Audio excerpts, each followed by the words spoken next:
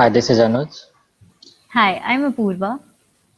On 12th of May, Prime Minister Narendra Modi announced a special economic and comprehensive package of about 20 lakh crores, which is also equivalent to 10% of India's GDP. He called out for an Atmanirbhar Bharat Abhiyan, which means a self-reliant Indian movement. He also pointed out five pillars of Atmanirbhar Bharat, which are economy, infrastructure, system, vibrant demography, and demand. On 13th of May 2020, our Finance and Corporate Affairs Minister Srimati Nirmala Sitharaman laid down a few measures focusing on getting back to work, that is, enabling businesses, employees, production, etc. She announced measures focused on getting back to work, that is, enabling employees and employers, businesses, especially MSMEs, to get back to production and workers back to gainful employment. Efforts to strengthen non-banking financial institutions, HFCs, microfinance sectors, and power sector were also unfolded. Other than this, the tax relief to businesses, relief from contractual commitment to contractors in public procurement, and compliance relief to real estate sector were also covered. Now we will be summarizing the detailed measures one by one for your understanding.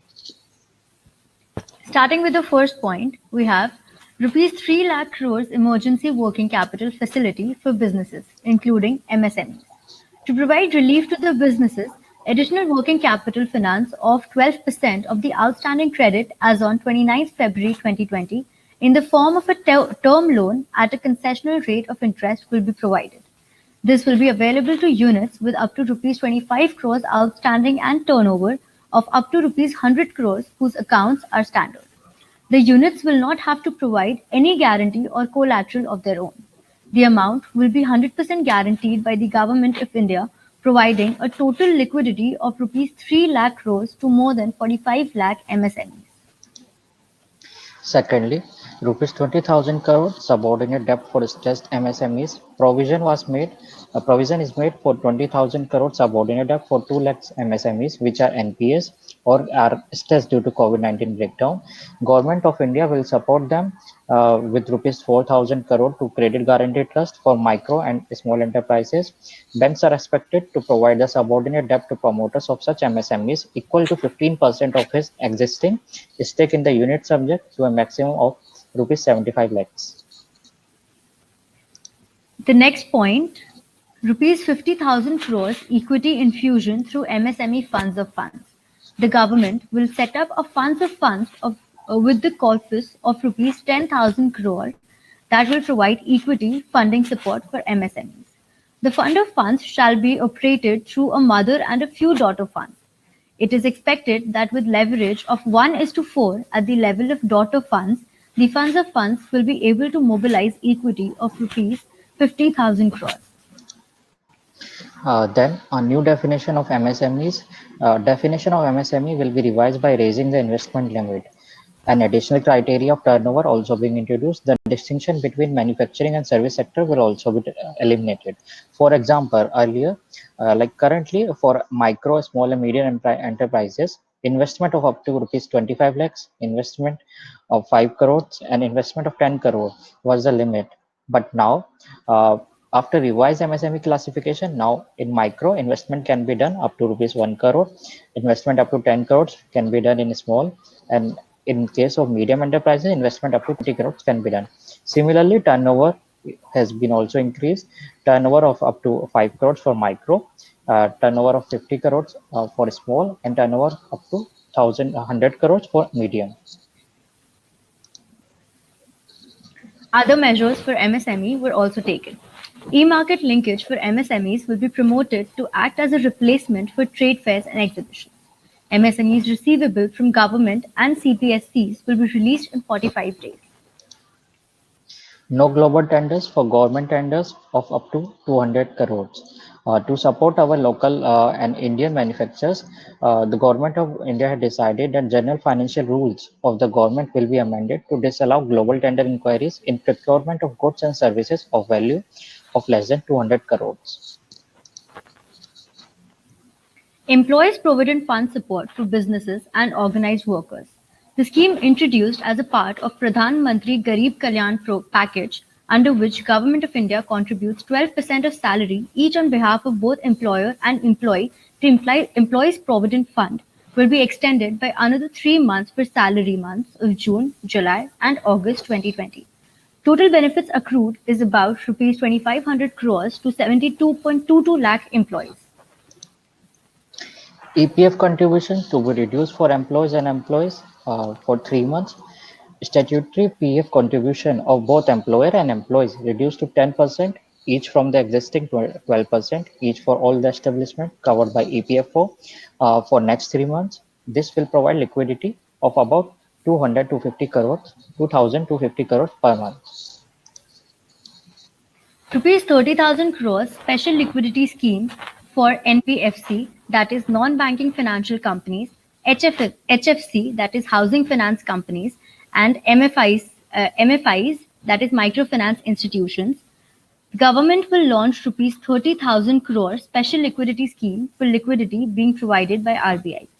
Investment will be made in primary and secondary market transactions in investment grade debt paper of NBFCs, HFCs, and MFIs. This will be 100% guaranteed by the Government of India. Rupees 45,000 crores partial credit guarantee scheme 2.0 for liabilities of NBFCs, MFIs. Existing partial credit guarantee scheme is being revamped and now will be extended to cover the borrowings of lower rated NBFCs, HFCs and other microfinance institutions. Government of India will provide 20% first loss sovereign guarantee to public sector banks. Rupees 90,000 crores liquidity injection for DISCOMs.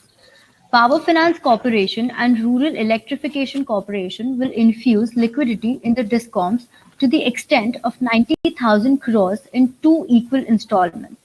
This amount will be used by DISCOMs to pay their dues to transmission and generation companies. Further, CPSE and GENCOs will give a rebate to DISCOMs on the condition that the same is passed on the final consumer as a relief towards their fixed charges. Relief to contractor. As we all know, due to this COVID-19 breakdown, all the construction work has been halted or has been delayed. So Government of India has announced that all central agencies like Railways, Ministry of Road Transport and Highways and CPWD will give extension of up to 6 months for completion of contractual obligation, including in respect of EPC and concession agreements. There were also relief to real estate projects announced. State governments are being advised to invoke the force majeure clause under RERA. The registration and completion date for all registered projects will be extended up to 6 months and may be further extended by another 3 months based on the state's situation. Various statutory compliances under RERA will also be extended concurrently. Now, the most important one, the tax relief to business. The pending income tax refunds to charitable trust and non-corporate businesses and professions, including proprietorship, partnership, and LLPs and cooperative shall be issued immediately. Lastly, there were more tax-related measures announced. Reduction in rates of tax deduction at source and tax collected at source. The TDS rates for all non-salaried payment to residents and tax collected at source rate will be reduced by 25% of the specified rates for the remaining period of financial year 2021. This will provide liquidity to the tune of rupees 50,000 crore. The due date of all income tax return for assessment year of 2020 and 21 will be extended to 30th November 2020. Similarly, tax audit due date will be extended to 31st October 2020. The date for making payment without additional amount under the Vivad se Vishwas scheme will be extended to 31st December 2020.